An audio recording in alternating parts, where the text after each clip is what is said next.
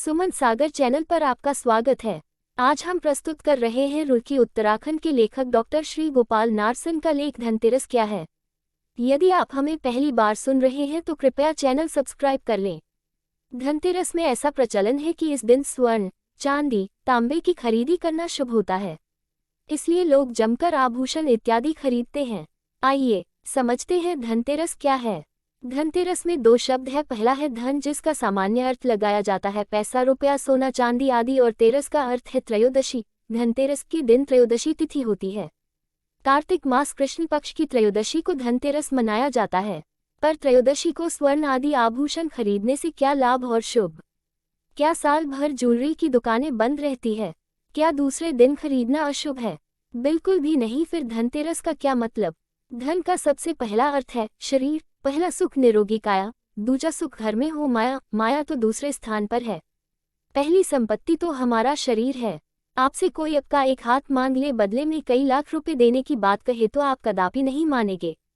इसका मतलब पहला धन तो आपका शरीर ही है, इससे बड़ा कुछ नहीं है। अब आप पूछेंगे इसका धनतेरस से क्या मतलब है? आयुर्वेद के बहुत बड़े ज्ञाता ऋषि हुए हैं धन्वंतरी, और उन्होंने अपनी बात प्रारंभ की है शरीर रूपी धन से। उन्होंने शरीर को सबसे बड़ा धन बताया है, इसलिए पहला धन तो शरीर है। यदि आप स्वस्थ रहे, निरोग है, तो संपत्ति और भी कमा सकते हैं। कहावत तो आपने सुनी है, जान है तो जहान है। तो बताया आपको पहला धन पवित्र आत्मा और शरीर हुआ ना। आपका सुंदर स्वास्थ्य ही आपका धन है। धन्वंतरी के स्मरण में हम त्रयोदशी को धनतेरस मनाते हैं। शरद ऋतु में शरीर का ध्यान रखना यह आयुर्वेद के अनुसार भी बहुत जरूरी है, क्योंकि शरद ऋतु में ध्यान रखा गया शरीर पूरे साल भर स्वस्थ रहता है। जीवेम शरदा शतम, इस मंत्र के भाग में शरद शब्द का उल्लेख है, अर्थात हम 100 वर्ष तक जिए, हम 100 शरद ऋतु देखें। शरद ऋतु की उपेक्षा करके कोई व्यक्ति 100 वर्ष तक नहीं जी सकता। इसीलिए हमारा पहला धन शरीर है।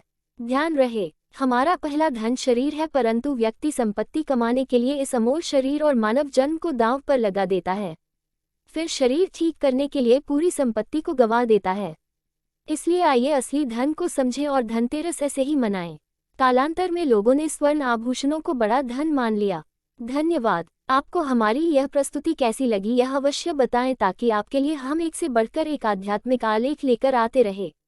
यदि आप सुमन सागर को पहली बार सुन रहे हैं तो आपके फोन पर लाल रंग में दिख रहा सब्सक्राइब पर अंगुली दबाकर हमारे सदस्य बने। सुमन सागर